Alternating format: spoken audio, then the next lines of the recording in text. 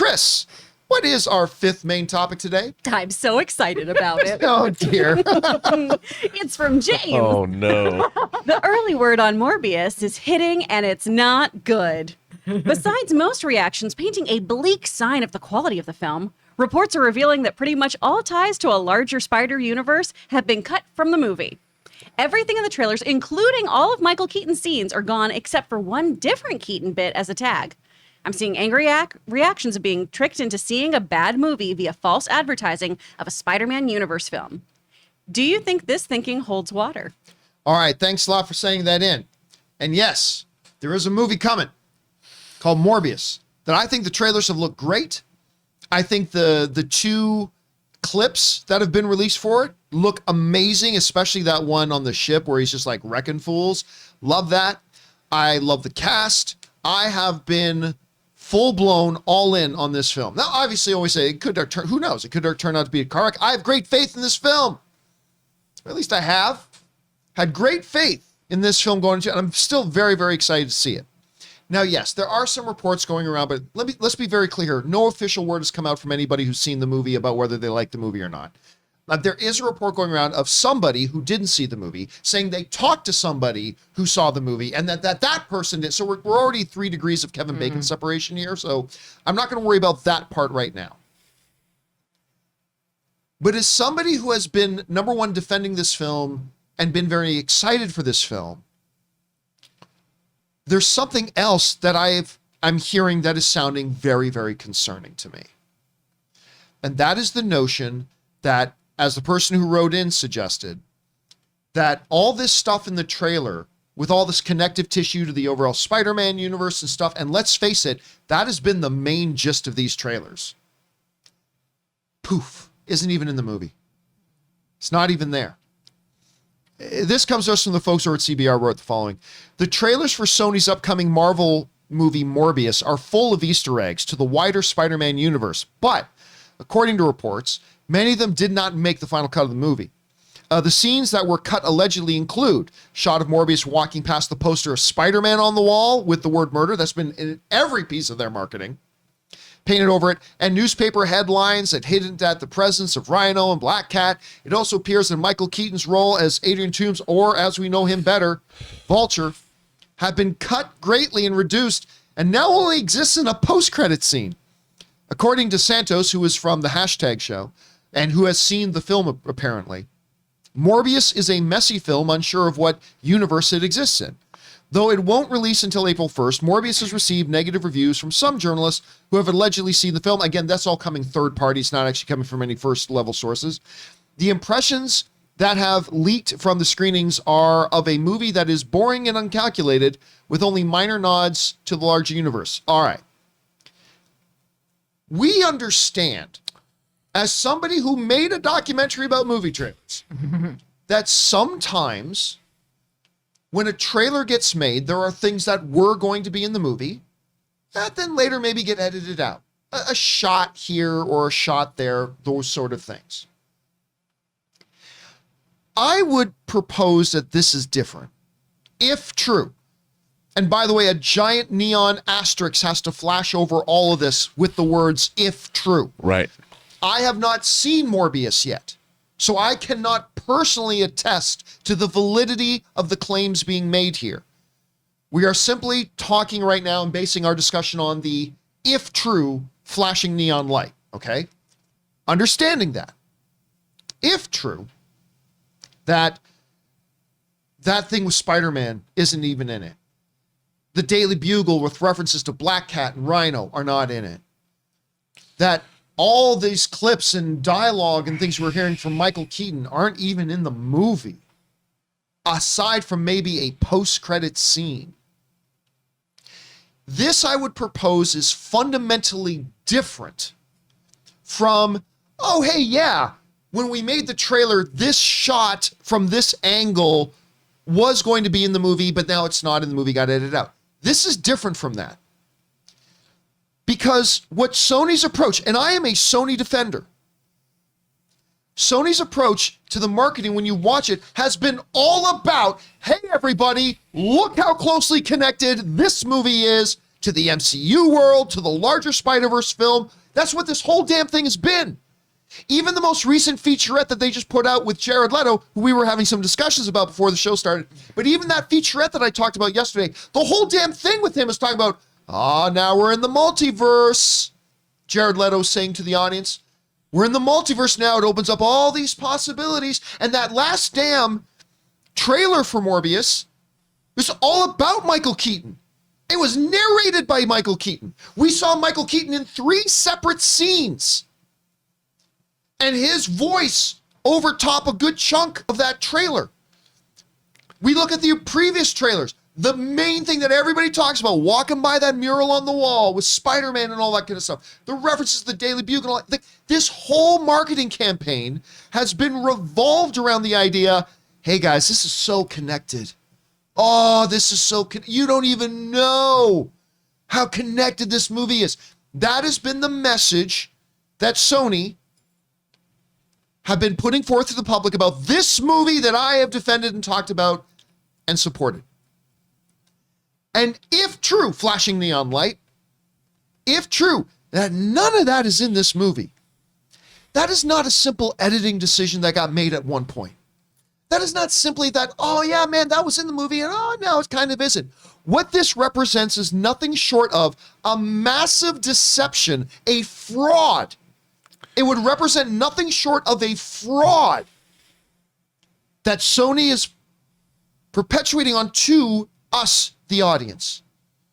When you base your entire ad campaign around, oh my gosh, guys, wait till you see how many Spider-Man connections are in this thing.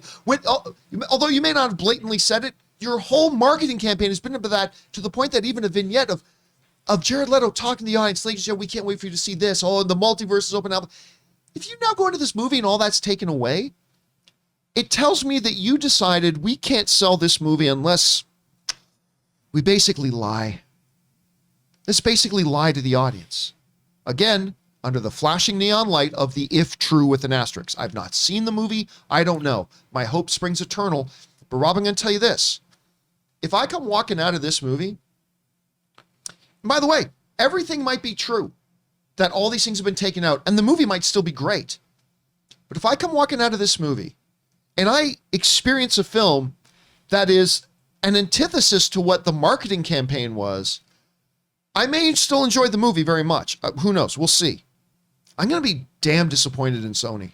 Like damn disappointed in Sony what they've done here. I know, Rob, you're hearing these reports, understanding that we're under the bright neon light of what if true with a big asterisk. But if we walk out of this movie and find out this is true, that this whole marketing campaign has been BS, I don't know. What's your thoughts on this? What's your reaction to it? I think, if true, flashing neon lights, I think something happened as a result of Spider-Man No Way Home.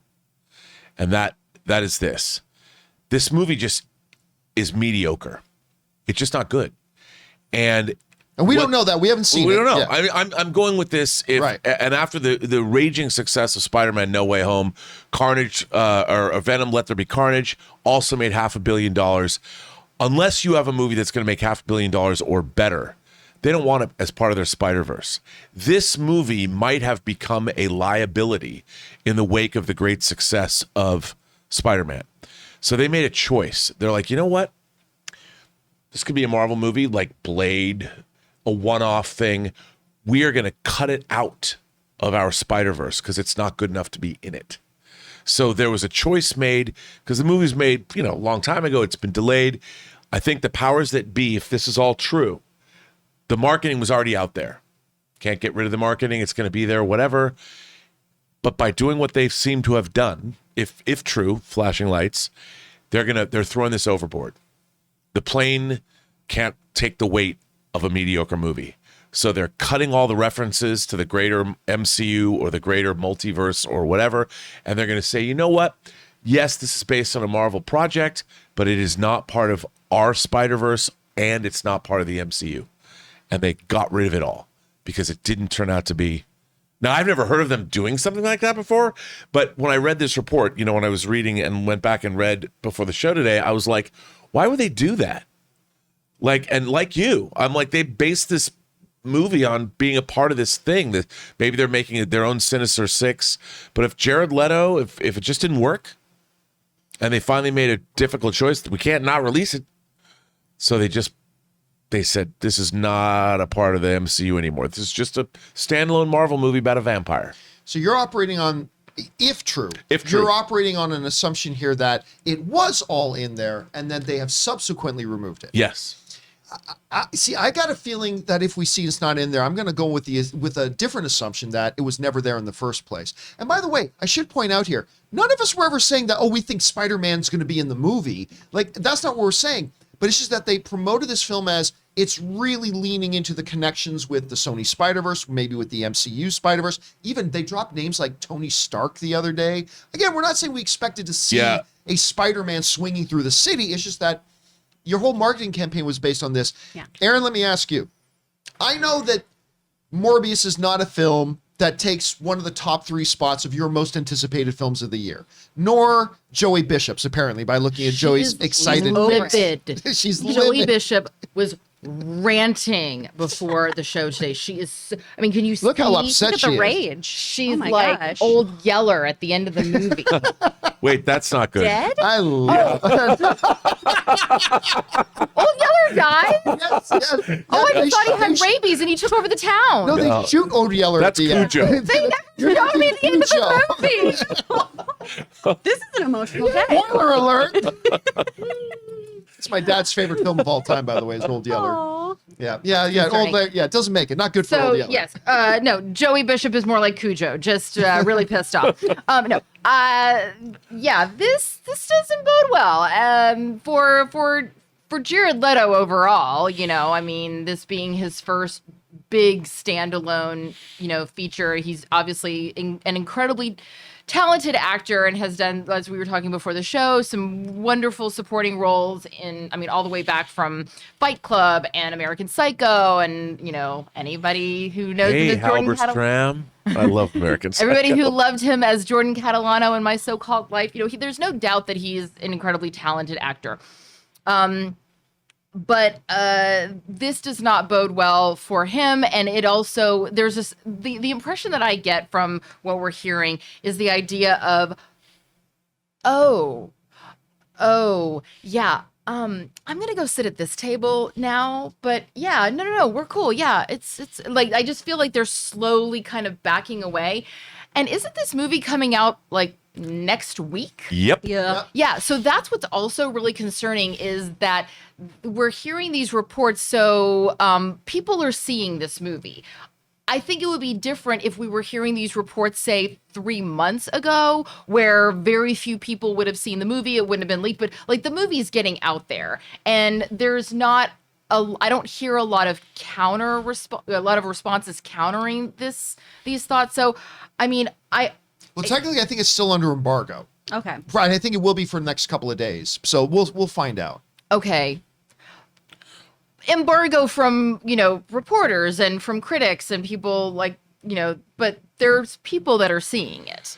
And by the way, if this is true, this movie's going to get destroyed Oh, yes. by Yes, it will. the film Twitter and the press. Oh, yeah. Chris says I'm with just that going to pass the grin mic on her because I face. feel like Chris has a lot more important things to say about this, and I'm here for it. So, Madam Chris, Goddess Chris, please speak. Now, obviously, you think these reports are overblown. You have all the faith in the world Oh my in this gosh. movie. I believe in this so movie much so faith in this movie. No, it's just you're hearing all this. What's standing out to you, and where's your expectation level now? I don't want to be someone who said I told you so. Be that person. I do want to be that person. I never thought this looked good to begin with. I think it's wild though that these things aren't potentially in the movie if this is true. If this is true and none of these things are in there, this is an Ana de Armas situation in Yesterday. Rob and I are going to have a class action lawsuit. It's going to be amazing. This is how we pay your mortgage, Rob, all right? We're making it happen. Yeah, it would bum me. I'll tell you one thing. I think we'd all just be, well, you might not be, but I will be bummed out if this is the case. I mean, I know that I do have a very Cheshire Cat grin about all of this. I don't actually want a movie to be bad. I'd love to go there and be like, wow, I got to eat some crow. That was a fabulous film. But I don't think it's gonna be. For why? For why is it made? Why did they? And listen, I'm going to go into this movie with all the hope in the world. I have been excited about this film. I'm not going to change my thoughts on that. And this may or may not have any impact on the quality of the movie. I'm going to be very, very disappointed in Sony. Like I said, the bottom line is, if what they put together to sell to the audience was, look how connected this is into everything, and then we go into the movie and none of that stuff that they pretended was there is actually there, I'm going to be very disappointed in them as a company, and then we'll see how the movie itself does. John, if they did cut this movie loose, I think you're going to see the movie, and I will see the movie and go, it's probably pretty good that they, at the last minute, decided to throw it under the bus. Because that was the only saving grace for me was, okay, well, it's connected to the greater MCU. Yeah. I have to see it. That's part of it. I have to see everything. But if then they're again, snipping. it's not like movies are made in a day. Right. And it's not like this hasn't been delayed throughout the pandemic. I mean, when was this movie supposed to come out? 2 years ago? The first trailer, I remember I looked up the trailer today, like the original trailer, so I wanted to look at some of the things that were in it. It's like, oh yeah, this trailer came out over 2 years ago. Yeah. Oh, wow. I mean, like, So this is something that would have been a long time coming, and the fact that they've continued to lean into the marketing using that Michael Keaton thing, this is why, if this is true, it leads me to believe that somebody made a decision really recently to do this, because the marketing has been done for a long time. But why not just shelve it? it's too much money. Too much money and too much money in the contracts. Because even right now, with all the true. buzz, right now, Box Office Pro is tracking that Morbius could make up to like $60+ million opening weekend. They're saying the range is anything from 40 to 60. So I mean, that's not money you can sneeze at. I mean, that's not Right. money you can just literally throw away. You still got. And if they know that the movie is not going to get the word of mouth to continue the momentum, they have to bank on that opening weekend because they know that there's not going to be anything else. I mean, that's how you get to those $1 billion box office numbers, is because people see it once and then they see it 18,000 times. Tell all their friends. But if they know that it doesn't have that, because also I think that normally we would be seeing a lot more buzz if they really believed in the movie. We'd be seeing a lot more. Yeah, there'd be a lot. But you do raise an interesting point, because I was just saying to you, oh, come on, Aaron, the reason you don't shelve it is because you his 60, 70. I mean, this thing's going to make $100-something million, like in the domestic box office. I mean, look, but you're also a company that has Kraven the Hunter coming. You've got Madam Web coming. You got all these kind of things. It's going to be another movie. This will never get old. But if this movie, let's say this, again, I have all the faith in the world in the movie for now. But let's say this thing is an absolute train wreck and is so bad that you're right about this, Rob, that at this point, they're just taking things out to try to distance itself from other movies. Maybe you're biting $100 million bullet. But if it's so bad that it could affect people's expectation and excitement for your future movies, like Kraven the Hunter and whatever, because if this thing, let's say this thing is a giant stink bomb, people are just going to chuckle when a Kraven the Hunter trailer comes out. Oh, I mean, so maybe you should consider. I mean, if it is that bad, by the way, I am not saying it's bad. I believe it's going to be awesome. But let's say it is. At what point do you go, maybe it's just for the best if we just shelve this thing? I don't know. I love blueberries. There is nothing that I would rather eat on this planet than a just big bowl of fresh blueberries. I will eat anything that is blueberry flavored. However, if there's a blueberry with mold on it, I got to sacrifice you. I got to throw you out. Because if I accidentally eat a blueberry with mold on it, and then I go, oh my God, It's going to ruin you for blueberries. I'm just putting the rest of them back in the fridge, and I'm going to let Tom deal with those blueberries. I'm just going to be like, You're one of those, huh? Yeah, You take yeah. raw fruit and just puts it Absolutely. back in the Put the fridge. mold moldy blueberries back in the fridge. Or for the your empty husband milk to eat. carton. no, I already ate the moldy blueberry. I'm putting the rest, But there Okay. could be more I'm a bullshit. shitty wife is what, And you get ultimately. me shit for leaving my clothes in the dryer and just pulling them out as I need them. John, I will say though that we're only saying this because this report, we're responding to this report. If true. If true, bing, bing. But I do think that if it is true, this will be a fascinating case study moving forward in terms of franchise management and inter-studio cooperation, because you would think that something like this, Marvel would never have had this kind of a quote unquote failure, because I bet that even after taking all this material out, the movie then would have to be pretty mediocre for them to have taken the material out in the first place. And I want to know the story. Who made that decision? Who made that call? And when did they do it? Well, we will find out here, because you all know this movie's going to be great. I'm standing on that rock, but I'm losing my footing. Hey, man, it could be cool. I love vampire movies. Maybe it'll be great. Maybe it'll be awesome, and this is all for naught. But anyway, guys, question is for you.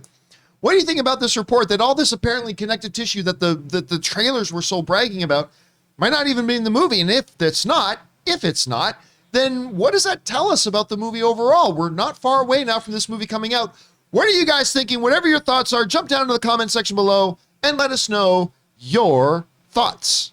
Hey guys, we want to take a moment and thank a sponsor of today's video, HelloFresh. So guys, look, my wife Ann and I were both working professionals, so we know how tricky, difficult, and time-consuming it can be to try to eat properly and prepare your own meals at home. And that's why, like over a year ago, we started using HelloFresh. With HelloFresh, you get farm-fresh, pre-portioned ingredients and seasonal recipes delivered right to your doorstep. I mean, you skip the trips to the grocery store and count on HelloFresh to make home cooking easy, fun, and probably most importantly, affordable. HelloFresh offers the flexibility you need to easily customize your orders online or right in the app. Easily change your delivery day, food preferences, and plan size, or skip a week whenever you need to. HelloFresh is 72% cheaper than a restaurant meal of the exact same quality, and you can save on average over $65 a month when you order HelloFresh instead of going grocery shopping. So guys, I'm telling you, whether you are single or have a family, you are going to love HelloFresh. So go to HelloFresh.com/Campea16 and use the promo code Campea16 for up to 16 free meals and 3 free gifts. That's again, HelloFresh.com/Campea16 and use that promo code Campea16 for up to 16 free meals and 3 free gifts. HelloFresh, America's #1 meal kit.